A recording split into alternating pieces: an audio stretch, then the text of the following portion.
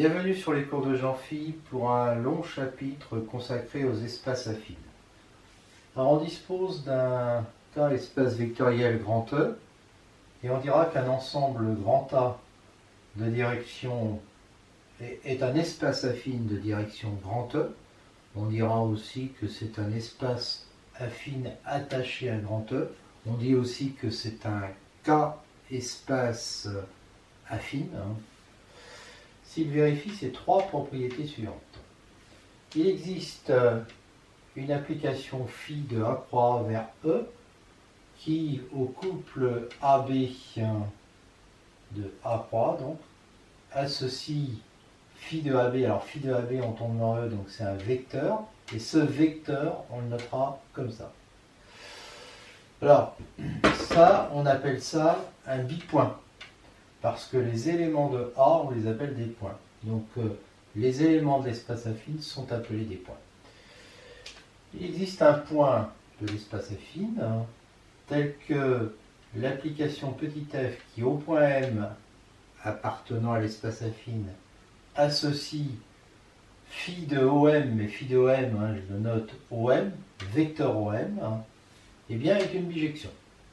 Et enfin, quel que soit trois points ABC de l'espace affine, bien on a ce qu'on appelle la relation de Schall, vecteur AB plus vecteur BC égale vecteur AC. Voilà. Donc on dit que A est un K espace affine, et donc je dis les éléments de A sont appelés des points. La dimension de A, par définition, ça sera celle de E, que cette dimension soit finie ou infinie. Propriété, si on se donne 3 points ABC de l'espace affine, vecteur BC est égal à vecteur AC moins vecteur AB. Vecteur AB égale 0, vecteur nul, si et seulement si A est égal à B, et vecteur BA égale moins vecteur AB. Quel que soit un point I de l'espace affine grand A, l'application G qui un point de l'espace affine grand A vers grand E, qui a M associé IM, est une bijection. Alors on va démontrer tout ça. D'abord la première directement de Schall, puisque vecteur AC est égal à vecteur AB plus vecteur BC. Bien, si je fais passer AB de l'autre côté, ça me fait bien BC égale AC moins AB. Le deuxième, si A est égal à B. Je fais donc dans ce sens-là. Alors, j'applique Schall, et je vais dire quoi? Je vais dire que A est égal à B. Donc je vais dire AC égale AC moins AA. Donc ça va me faire, puisque ces deux vecteurs sont égaux, moins AA égale 0, AA égale 0. Vecteur AA égale 0, égale vecteur nul. Mais A c'était égal à B, donc ça fait vecteur AB égale vecteur nul. Donc j'ai bien démontré ça. Réciproque maintenant. Supposons vecteur AB égale vecteur nul. Alors j'introduis le point O que j'ai ici dans le petit 2. Et donc, et je lui applique la propriété petit a. Donc ça me fait que vecteur AB c'est vecteur OB moins vecteur OA. Donc ça me fait vecteur OB moins vecteur OA égale 0. Vecteur nul. Donc je fais passer de l'autre côté, ça fait vecteur OB est égal à vecteur OA. D'accord? Et donc ça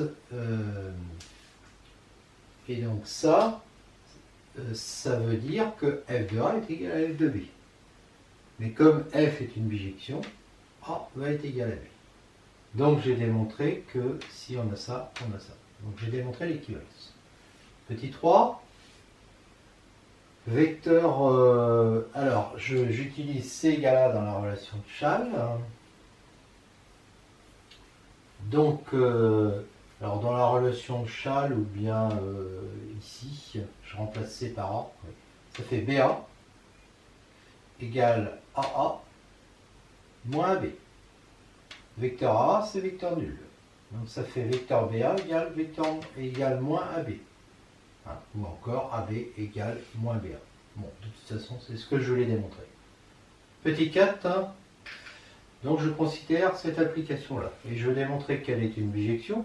Donc je vais montrer qu'elle est injective et surjective. Supposons Gm est égal à Gp. Donc ça veut dire que vecteur Im est égal à vecteur Ip. Donc ça veut dire que Im moins Ip est égal à vecteur nul. Et là j'applique encore cette relation-là. Et ça veut dire que vecteur Pm est égal à vecteur nul. Et là j'utilise ça. Ça veut dire donc que P est égal à M. Donc j'ai bien une injection. Maintenant, il faut démontrer que c'est une surjection. Je prends un vecteur V de E. Puisque F est une injection, il existe M, un point M, tel que F de M soit égal à vecteur U plus vecteur OI. Et donc ça me fait vecteur OM égale U plus OI. Je fais passer OI de l'autre côté, ça fait vecteur OM moins vecteur OI égale vecteur U. Et donc vecteur IM, toujours cette relation-là, est égal à vecteur U. Et vecteur IM égale vecteur U, ça veut dire G de M est égal à U.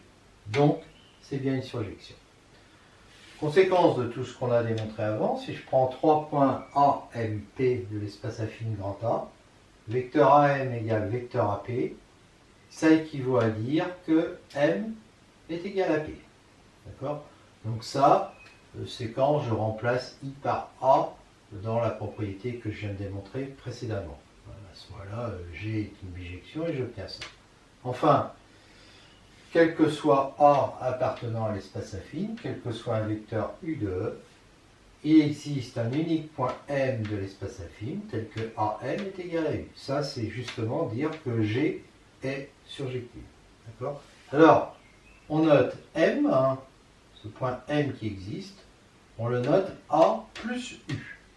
D'accord? C'est-à-dire, en fait, A plus U, c'est l'unique point M, tel que vecteur AM est égal à U. Je définis ainsi une loi externe sur l'ensemble A croix E. Voilà. Bon, dans ces conditions, j'ai envie de poser aussi que vecteur U est égal à M moins A. D'accord? Donc la soustraction entre deux points, et je dis que ça fait ce vecteur-là. Alors évidemment, ce sont des notations qui sont dangereuses parce que ne pas confondre cette addition-là, qui est une loi externe, donc entre deux ensembles qui sont quand même différents, avec l'addition dans l'espace vectoriel grand E.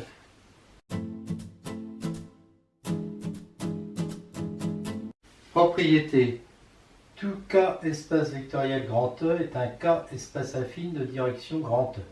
C'est-à-dire que l'espace affine est égal donc à E. Donc, il faut construire une application de A croix A vers grand E. Donc, on va la construire comme ça. Donc, A, c'est E. Donc, à deux vecteurs A et B, on associe leur différence B moins A. Vecteur B moins vecteur A. Donc, prenons trois vecteurs dans E. Ça va être 3 points en réalité, maintenant. Donc, ce qu'on appelle vecteur AB, on est d'accord, c'est phi de AB. Plus vecteur BC, phi de BC. C'est-à-dire B moins A plus C moins B. Ce qui fait C moins A, puisqu'il s'agit d'opérations entre vecteurs. Donc ça fait phi de AC égale vecteur AC. Donc la relation de Schall est bien vérifiée. Alors maintenant, je fixe, je choisis un point, je vais prendre le vecteur nul, bien sûr, et je considère F qui a M associe phi de OM, comme tout à l'heure. Donc c'est vecteur OM, c'est-à-dire M moins O, c'est-à-dire M. Donc en fait, F, ça va être l'identité, donc c'est bien une bijection. Et donc, j'ai terminé. J'ai démontré que c'est un espace affine. Propriété, enfin conséquence, R est donc un R, R c'était un R espace vectoriel de dimension 1, ça va devenir un R espace affine. R au carré qui est un R espace vectoriel de dimension 2, c'est aussi un R espace affine de dimension 2. Notation, si A est un espace affine, on notera désormais A avec une flèche à direction. D'accord? Donc il faut bien comprendre que sa direction, la direction grand E, l'espace vectoriel qui était attaché à A, c'est l'ensemble des vecteurs AB quand A et B sont deux points quelconques de A, Et c'est aussi, si on fixe un point O de A, c'est aussi l'ensemble des vecteurs OM, M appartenant à A. Alors ça vient du fait que l'application petit f qui a M appartenant, qui au point M associe le vecteur OM est une bijection de A vers E. D'accord? Donc l'ensemble des vecteurs OM, M appartenant à A, c'est F de A, c'est-à-dire c'est bien E. D'accord? Bon, bah évidemment il est inclus dans cet ensemble-là, qui donc du coup va être aussi égal à E. Hein, voilà. Bon, on peut aussi dire qu'on choisit... oui, il est inclus dans cet ensemble-là quand on prend O est égal à A. Propriété, A est un espace affine et O un point de A, et U et V deux vecteurs. Alors, parenthèse, O plus U plus V, hein, d'accord? Donc ça, je rappelle, hein, c'est une loi externe entre l'espace affine et puis l'espace vectoriel. Ça me donne un point. Donc je peux refaire un point plus un vecteur. Ça fait un point. D'accord? Eh bien, c'est la même chose que O plus U plus V. En effet, si j'appelle A égale 0 plus U, ça veut dire que U est égal à vecteur OA, et B égale A plus V, ça veut dire que V est égal à vecteur AB. Dans ce cas-là, la relation de Cham me dit que vecteur OB égale vecteur OA plus AB égale U plus V. Et donc ça, puisque vecteur OB est égal à ça, ça me dit que B est égal à O plus U plus V. D'accord? Et donc, ça me fait bien que O plus U plus V, c'est-à-dire B, d'accord? B, bah, c'est A plus V. Ah oui, A plus V égale B. Dernière propriété, remarque, si A est un espace affine, il peut être muni d'une structure d'espace vectoriel. En effet, si je fixe O dans A, que je considère l'application F qui a M appartenant à A associe vecteur OM, je sais que c'est une bijection. Hein, et donc je peux prendre la réciproque, quel que soit M appartenant à A, F-1 de U. Alors je sais que F-1 de U, c'est 0 plus U. D'accord? Donc, pour AB appartenant à A, c'est-à-dire pour deux points AB, et lambda, un scalaire, je vais poser A plus B égale F-1 de vecteur OA plus vecteur OB. Là, je suis dans E. F-1 de E, c'est un point. D'accord? Donc, c'est le point A plus B, ça va être le point M, mettons, tel que OM égale OA plus OB. Et là, je pose lambda A égale F-1 de lambda OA. C'est-à-dire c'est le point M tel que OM égale lambda OA. Si je prends deux vecteurs U et V, F-1 de U, je l'appelle A, donc AM égale U, OA égale U. F-1 de V, je l'appelle B, ça veut dire que OB égale V. Alors je regarde F-1 de U plus V. Ben, U c'est OA, V c'est OB. Donc ça fait F-1 de OA plus OB. Ce qui fait A plus B. C'est-à-dire F-1 de A plus F-1 de B. Et puis F-1 de lambda U, c'est quoi? Ben, c'est F-1 de lambda OA. Mais lambda vecteur OA, c'est F-1 de lambda vecteur OA, c'est lambda F-1 de A. Donc ces deux relations me montrent que F-1 va être un isomorphisme, parce que F-1 il part de où? Il part de E. Hein. F il allait de A vers E.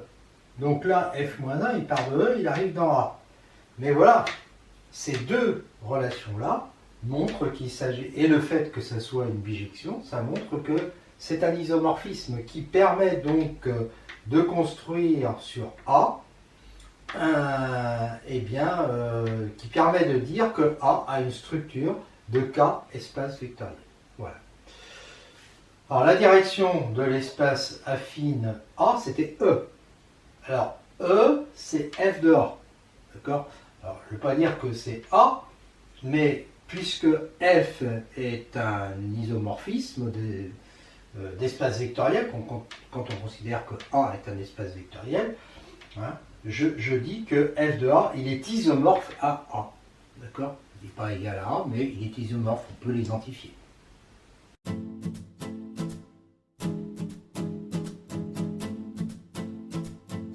Translation de vecteur U. Donc c'est l'application qui au point M, qui a un point M de l'espace affine grand A, associe le point M' égale M plus U. Donc unique point vérifiant MM' est égal à vecteur U.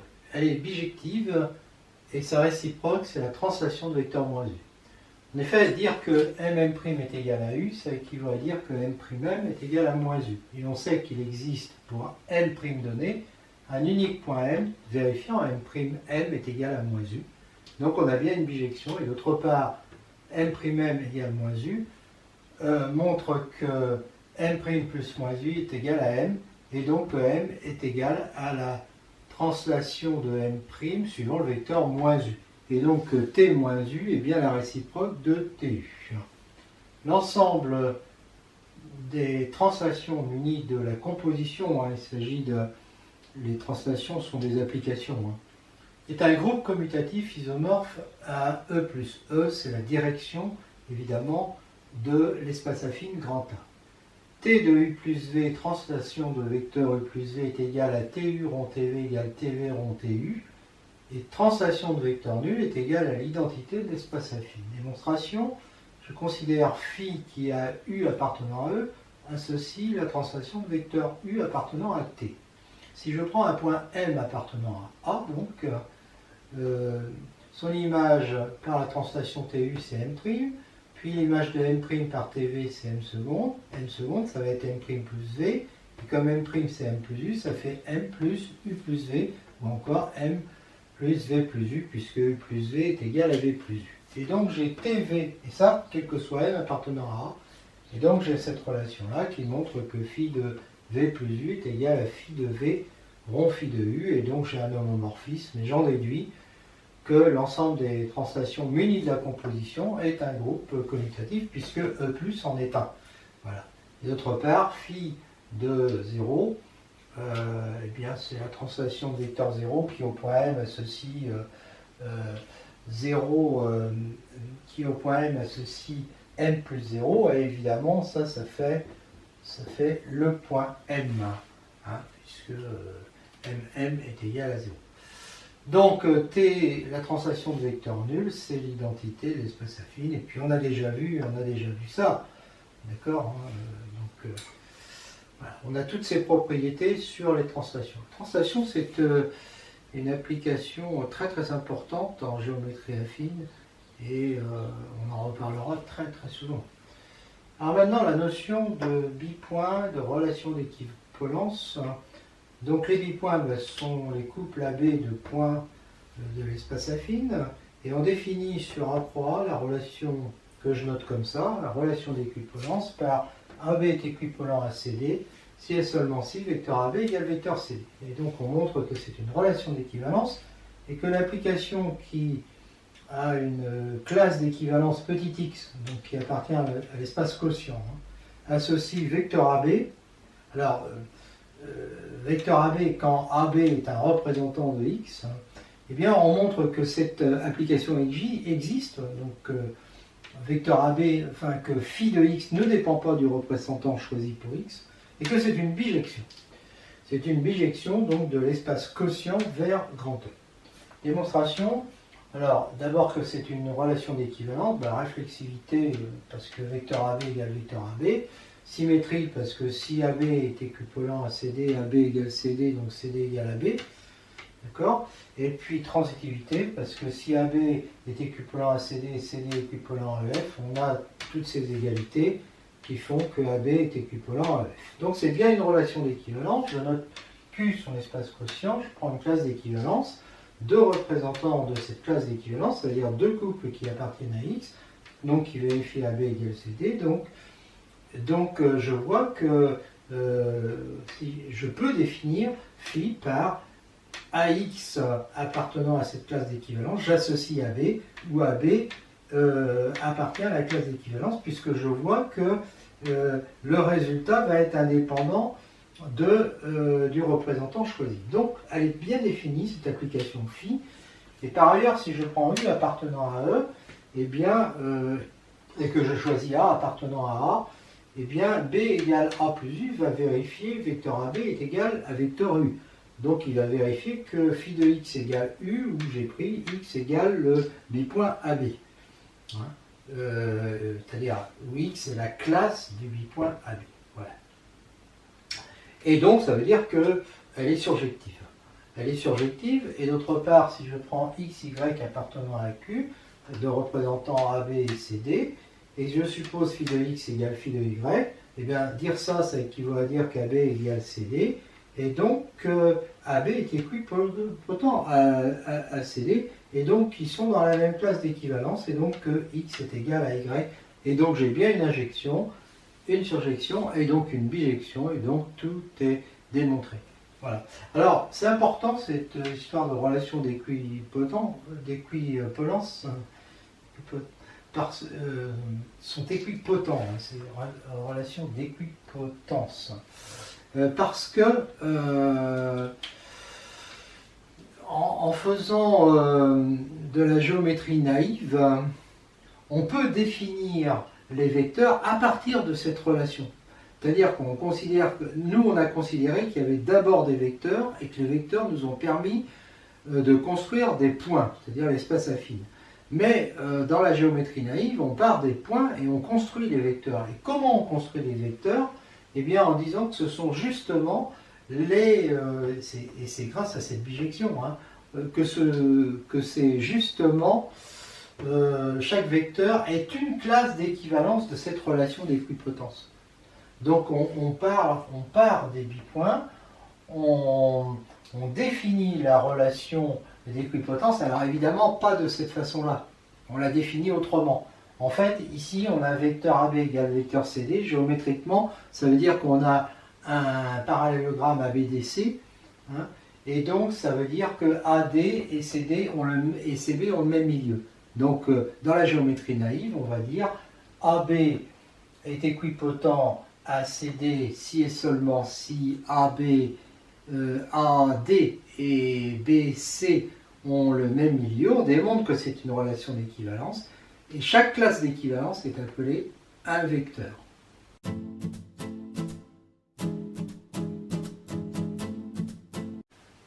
Repère cartésien, ou repère tout court, d'un espace affine, d'un K espace affine grand A de dimension n supérieure ou égale à 1.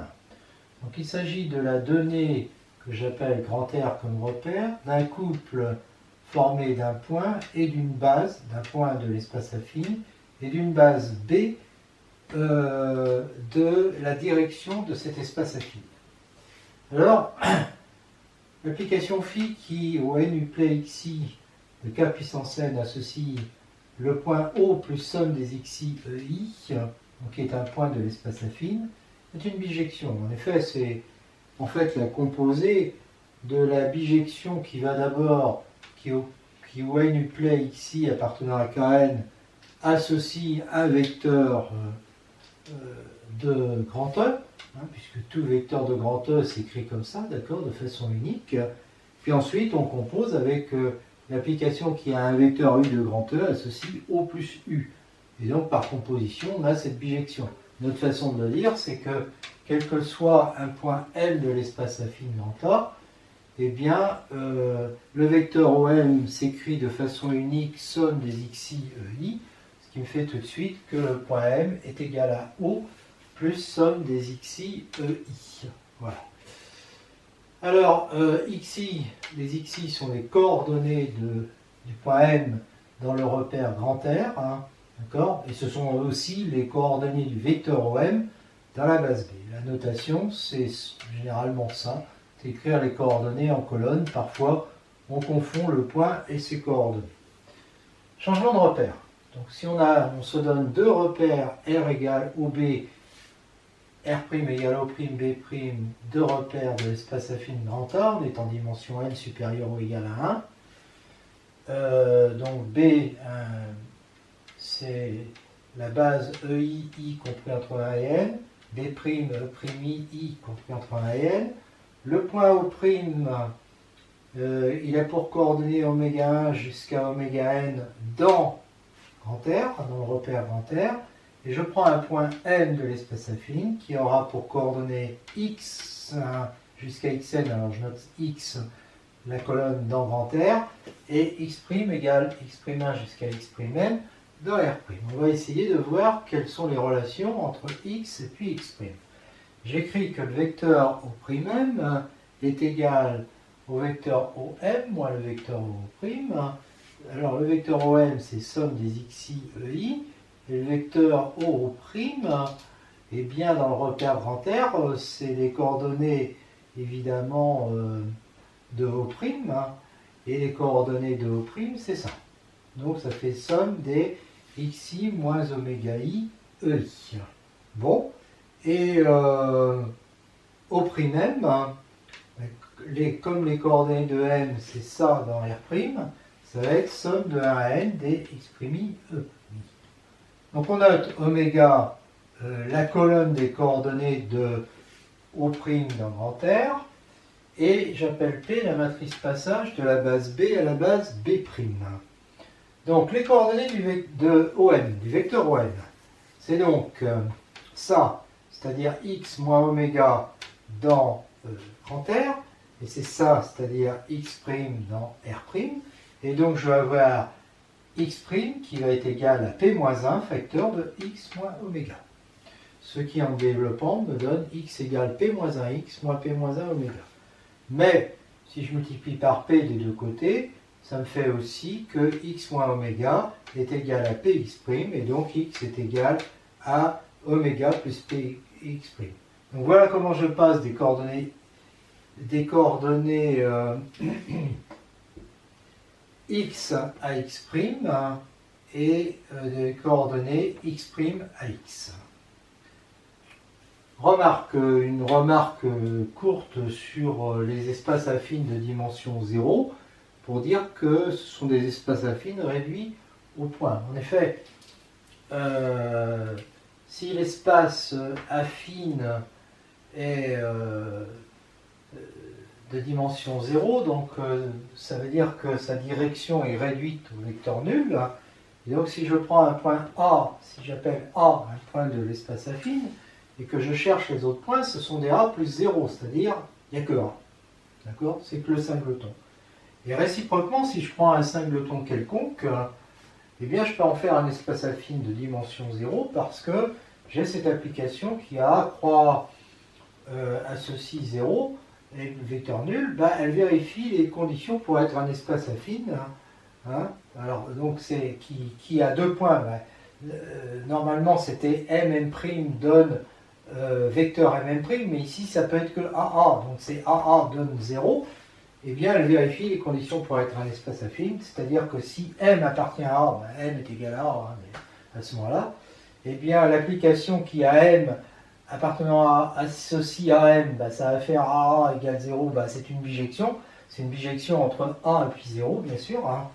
Et puis la relation de Schall, ça me donne AA plus AA égale 0 plus 0 égale la θ toto, est égal plutôt à vecteur nul, et donc est égal à vecteur AA, et donc Schall est vérifié. Voilà. Et c'est fini, on n'en parle plus pour les espaces affines de dimension 0. Maintenant, si A, A' sont deux cas espaces affines de même dimension finie, n supérieur ou égal à 1, eh bien je sais qu'il y a une bijection psi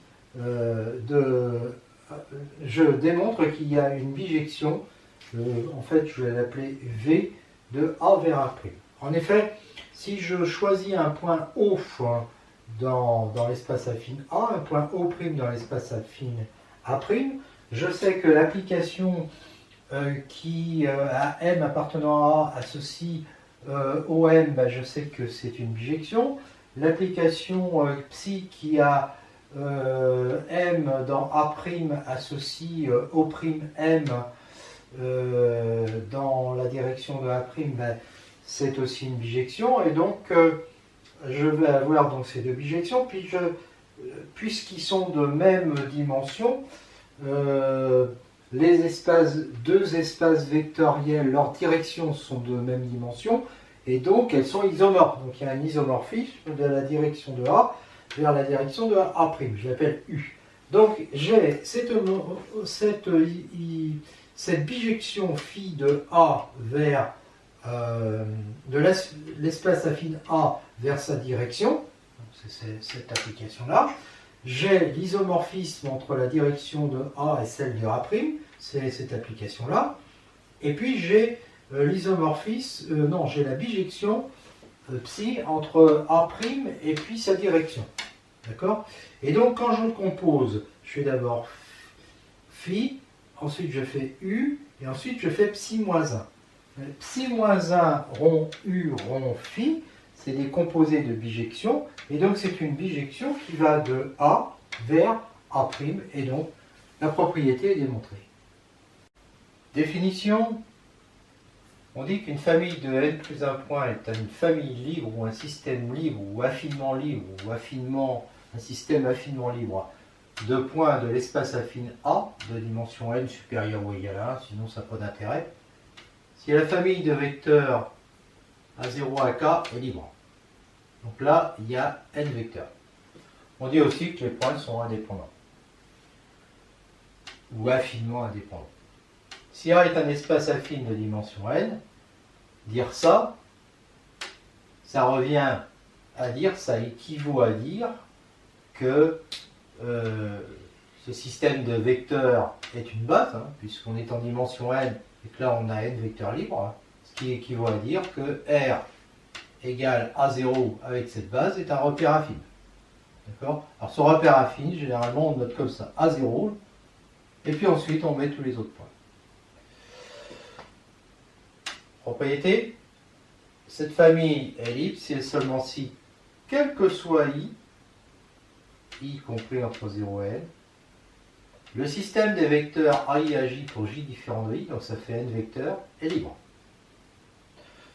Démonstration, supposons que ça soit libre. On s'intéresse donc à ces vecteurs-là, que je vais noter. Alors non, on s'intéresse à ces vecteurs-là. Donc je note vecteur UI égale A0 à I, pour tout I compris entre 1 et n, et AI à J, évidemment, il est égal à UJ moins UI. Je suppose qu'il y a une combinaison linéaire nulle de ces vecteurs-là. Donc somme pour J différent de I, et lambda J AI à J égale 0. Donc et lambda J UJ moins UI égale 0. Je développe, je range. Là j'ai les vecteurs J différents de I, et là J. Tous les coefficients ici doivent être nuls. D'accord? Puisque les UJ, tous ces vecteurs-là, ils sont libres, puisque j'ai supposé que le système était libre. Donc c'est pour ça que les coefficients doivent être nuls. Donc ça, et puis ça. Si tous ceux-là sont nuls, ça c'est automatiquement nul. Et donc j'obtiens que AI AJ, le système des AI AJ, est libre. Voilà. Alors la réciproque est évidente parce qu'il suffit, si c'est vrai quel que soit I, on prend I égale 0, on a tous les A0 à J qui forment un système libre, pour J différent de 0, c'est-à-dire J allant de 1 à N, et donc on revient ici, et ça nous donne une famille affinement libre.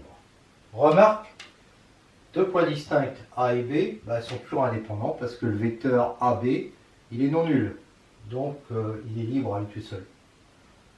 Et enfin, nous verrons que trois points ABC non alignés sont indépendants, mais on n'a pas encore donné la définition d'aligné. Ils forment ce qu'on appelle un vrai triangle, mais ça aussi on n'en a pas encore parlé. Coordonnées d'un vecteur AB dans un repère OB d'un espace affine de dimension n. Donc la base B, c'est les EK. Si A a pour coordonnées les AK, B les BK, le vecteur AB a pour coordonnées relativement à la base B les BK moins AK. Démonstration. OA égale somme de 1 à n des AK EK. OB somme de 1 à n des BK EK. Vecteur AB égale vecteur OB moins vecteur OA. Donc somme des BK moins AK EK. Et donc c'est gagné.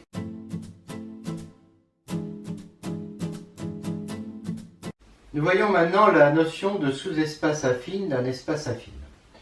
Donc je considère grand A un espace affine de direction grand E, un point A de grand A, H un sous-espace vectoriel de E, et je considère cet ensemble que je peux noter A plus grand H, qui est l'ensemble des A plus U où U appartient à H.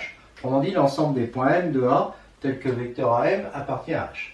C'est un espace affine de direction grand H, et on dit que c'est un sous-espace affine de A, et on dit aussi que c'est une variété linéaire affine.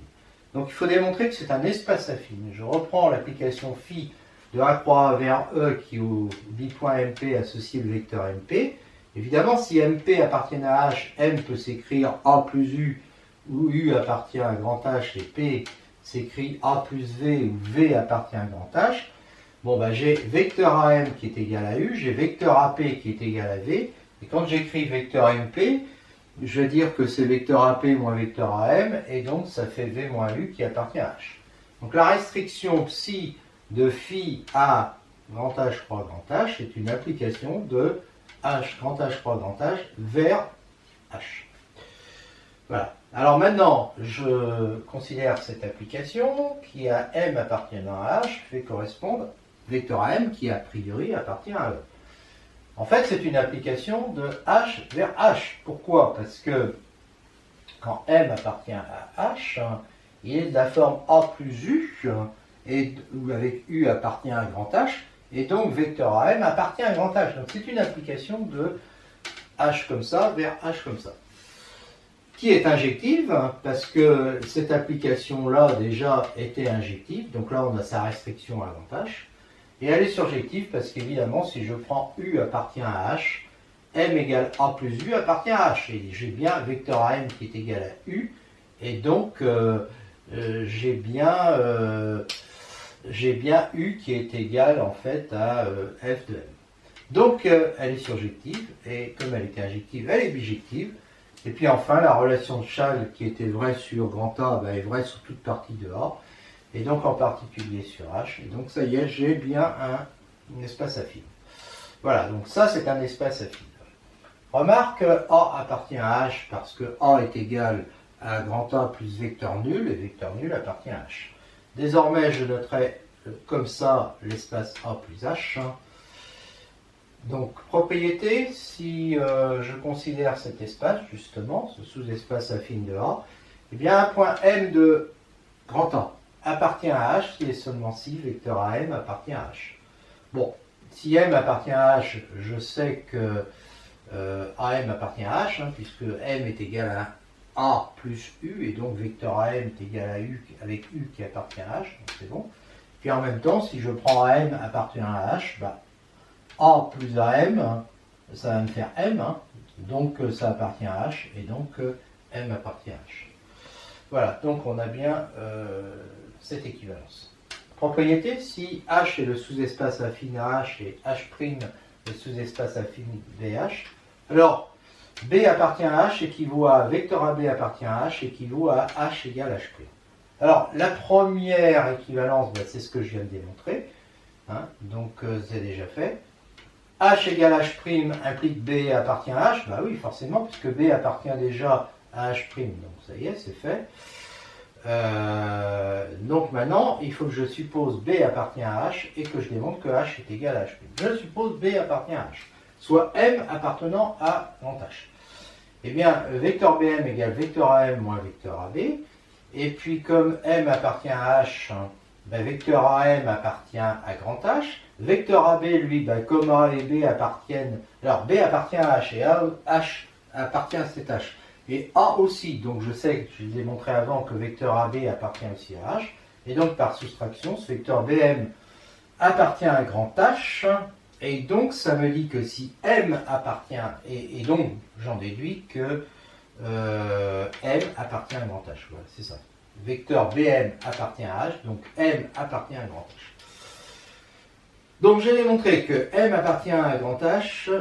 Oui, non. Donc M appartient à H', pardon, parce que j'ai vecteur BM qui appartient à H. Donc, puisque B appartient à H', j'en déduis que M appartient à H'. Voilà. Donc M appartient à grand H implique que M appartient à grand H'.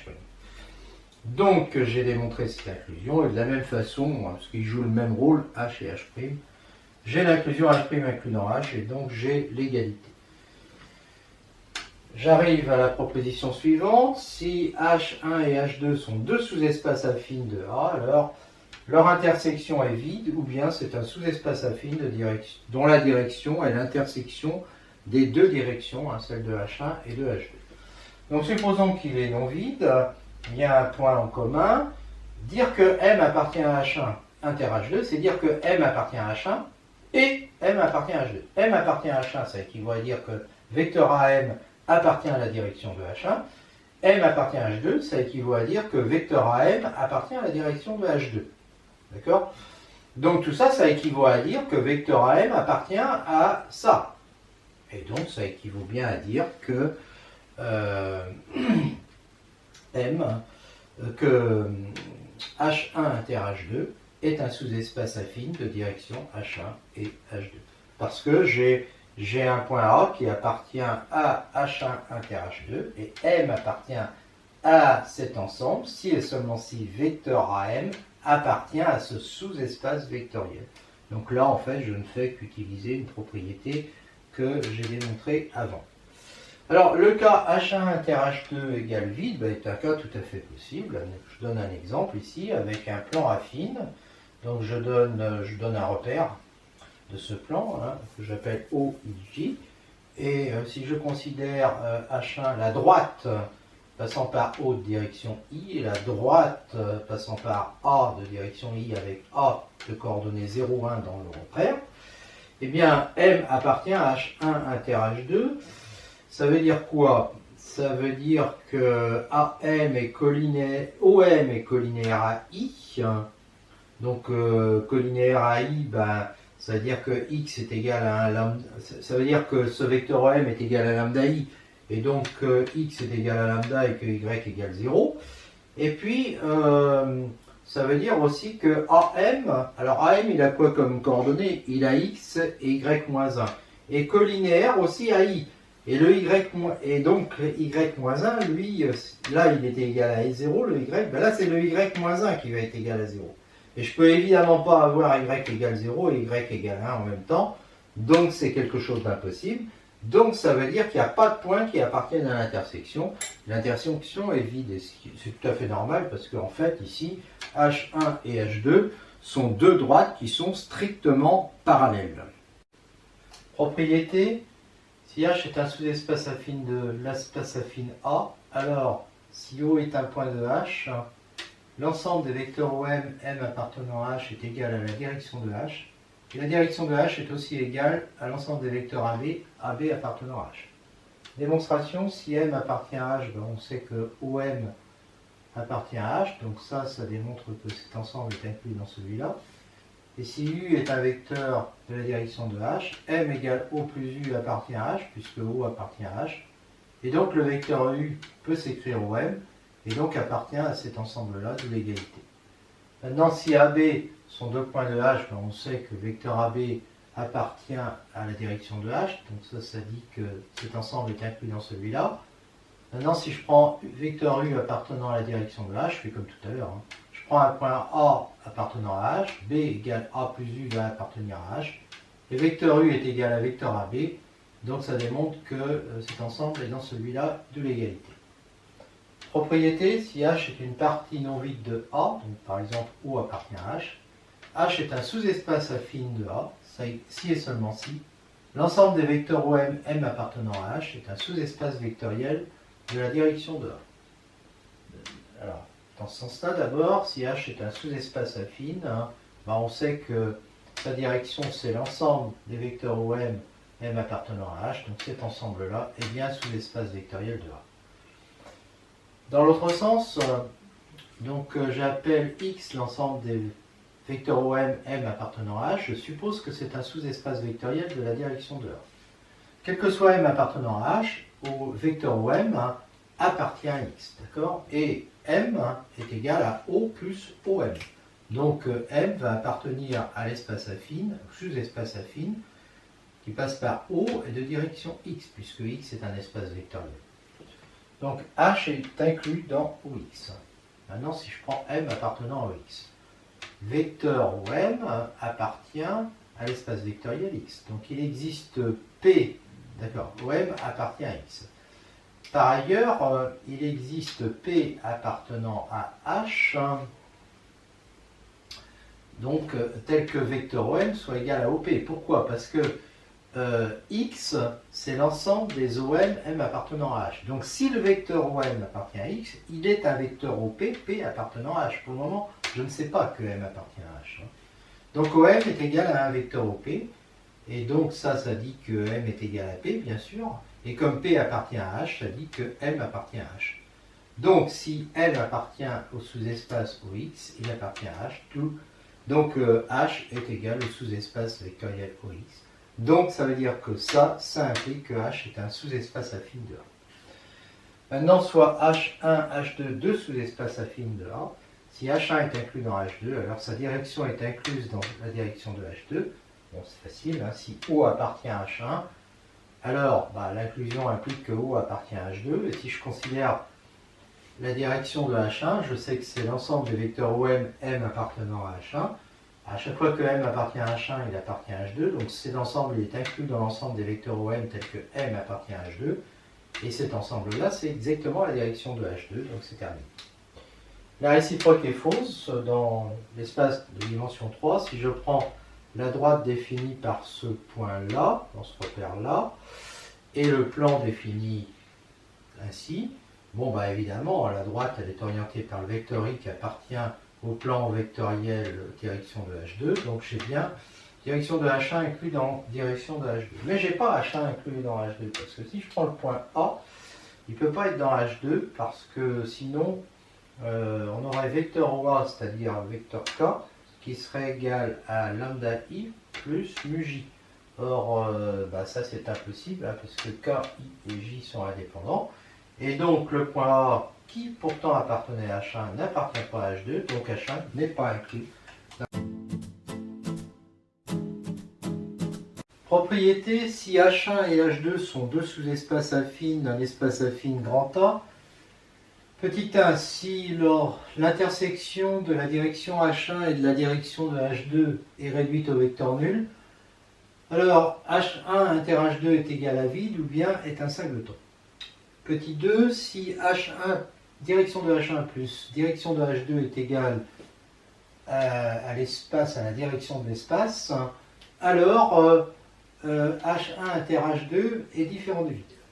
Petit 3, si direction de H1 et direction de H2 sont supplémentaires, si H1 plus H2 donne la direction de l'espace, alors H1 inter H2 est un singleton et on dira que H1 et H2 sont supplémentaires. Alors tout vecteur U de A, de la direction de l'espace, s'écrit de façon unique sous cette forme-là avec M1 appartenant à H1, M2 appartenant à H2. Et si la direction de H1 est incluse dans la direction de H2, alors H1 inter H2 est égal à vide, ou bien H1 est inclus dans H2. Petit a, donc, supposons que H1 inter H2 ne soit pas vide, donc il y a un point A. Si dire que M appartient à l'intersection, ça équivaut à dire que M appartient à H1, c'est-à-dire que AM appartient à la direction de H1, et que M appartient à H2, c'est-à-dire que AM appartient à la direction de H2. Donc AM appartient à l'intersection de ces deux directions, mais elle est réduite à 0. Donc ça veut dire que AM est égal à 0, que M est égal à A, et donc que l'intersection est réduite à A, et donc c'est un singleton. Petit 2, donc on a supposé ça, on veut démontrer que c'est différent du vide. Donc prenons A appartenant à H1, B appartenant à H2. Le vecteur AB peut s'écrire U1 plus U2 suivant H1 plus H2. Et je pose M1 égale A plus U1, donc il appartient à H1 parce que A appartient à H1. Et M2 égale B plus U2, il appartient à H2 parce que B appartient à H2. Et donc, vecteur AB, j'applique la relation de Schall. J'ai AM1 qui vaut U1, donc qui est égal à U1, M plus M1, M2, moins U2, puisque BM2 est égal à U2. BM2 est égal à U2, donc ici M2B, ça fait moins U2. Ben, je sais aussi que vecteur AB égale U1 plus U2, d'où je déduis que ça est égal à ça, et donc M1 M2 est égal à 2U2, et donc M2 M1 égale moins 2U2, moins 2U2 ça appartient à la direction de H2, et comme M2 appartient à H2, j'en déduis que M1 appartient à H2, d'accord? Et donc M1 appartient à H1 inter H2, puisqu'il appartenait à H1, et donc c'est non vide, H1 inter H2, voilà. Petit 3, je suppose que j'ai ça, d'accord? Je suppose que j'ai ça, donc je sais que H1 inter H2, en tout cas, va être différent du vide, d'accord? Mais d'autre part, la direction de H1 inter la direction de H2, dans ce cas-là, elle est égale à 0. Et donc je sais que H1 inter H2, c'est soit le vide, mais ça ne l'est pas, soit un singleton. Donc ça va être un singleton. Ça va être un singleton A. Donc soit U appartenant à la direction de l'espace, donc U s'écrit de façon unique comme ça, et je pose toujours M1 égale A plus U1, qui appartient à H1 parce que A appartient à H1 et que U1 appartient à la direction de H1. De même, M2 égale A plus U2 appartient à H2. Et j'ai bien U qui est égal à U1 plus U2, mais U1 c'est AM1, U2 c'est AM2, donc ça fait vecteur AM1 plus vecteur AM2. Maintenant, supposons que U soit aussi égal à AP1 plus AP2 avec P1 appartenant à H1, P2 appartenant à H2. À ce moment-là, je vais avoir quoi? Eh bien, je vais avoir que AP1 appartient à la direction de H1, AP2 à la direction de H2, et j'ai ces deux égalités. Bon, mais je sais que la décomposition, quand les espaces vectoriels sont supplémentaires, est unique. Donc AM1 va être égal à AP1, AM2 est égal à AP2, d'où je déduis que P1 égale M1 et P2 égale M2, et c'est gagné. Enfin, le dernier cas, eh bien, si H1 inter H2 est différent du vide, je vais prendre un point, je prends donc A appartenant à H1 inter H2, et là je vais dire que si M appartient à H1, A M1 appartient à la direction de H1, mais la direction de H1 étant inclus dans la direction de H2, A M1 va appartenir à H2, et comme A appartient à H2, j'en déduis que M1 appartient à H2 aussi, quel que soit M, il n'y a pas de M1 ici, hein, c'est AM, pardon. Et donc j'en déduis que M appartient à H2, voilà. Quel que soit M appartenant à H1, donc le H1 est inclus dans H2. Remarque, ces quatre situations sont possibles. Effectivement, je prends le plan repéré par O et J, je prends le singleton A comme ça, la droite OI, et donc H1, sa direction c'est 0, et donc H1 inter H2 ça fait 0, et H1 inter H2 est égal à vide parce que je crois l'avoir déjà démontré, ce point-là n'appartient pas à cette droite-là. D'accord? C'est facile à vérifier de toute façon, que ce point-là n'appartient pas à cette droite-là, tout simplement parce que si je fais vecteur OA, il est dirigé suivant J et non pas suivant I. Et donc H1 inter H2 est égal à vide, car A n'appartient pas à H2. Bon, donc j'ai bien ça. Alors évidemment, si je prends H1 égale 0 et H2 égale 0i, H1 inter H2 est égal à ça, et H1 inter H2 est égal à ça. Donc à ce moment-là, j'ai bien un singleton. D'accord? Voilà. Donc ça c'est vérifié aussi. Hein, non, je ne l'ai pas encore vérifié ce truc-là. Que H1 inter H2, mais ça j'ai pas besoin de le vérifier, c'est surtout ces cas-là qu'il faut que je vérifie. Si H1 est égal, donc je prends H1, la droite OI, et H2, la droite OJ, j'ai bien H1 plus H2 qui est égal à vecteur I plus vecteur J, c'est-à-dire au plan. D'accord? Donc j'ai ça. Bon, en fait j'ai ça, mais donc j'ai ça. Et puis H1 inter H2, si je prends H1 inter H2, c'est égal à 0. Pourquoi? Parce que si je prends M appartenant à H1 inter H2, OM doit être lambda I et doit être aussi mu J. Donc ça me fait lambda I moins mu J égale 0. Comme ils sont indépendants, lambda est égal à moins mu. Donc lambda égale mu égale 0. Et donc ça fait que M va être égal, vecteur OM va être égal à vecteur nul. Et donc M est égal à O. Voilà.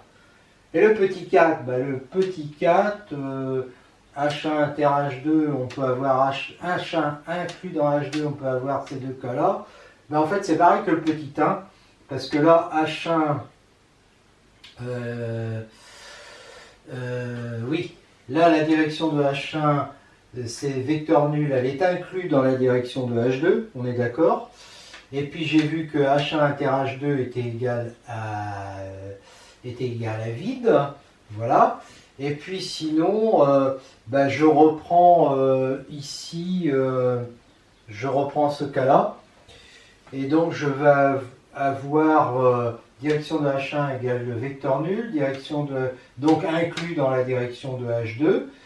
Et puis H1 est bien inclus dans H2 parce que O appartient à la droite H2. Donc tous les cas, j'ai bien tous les cas possibles.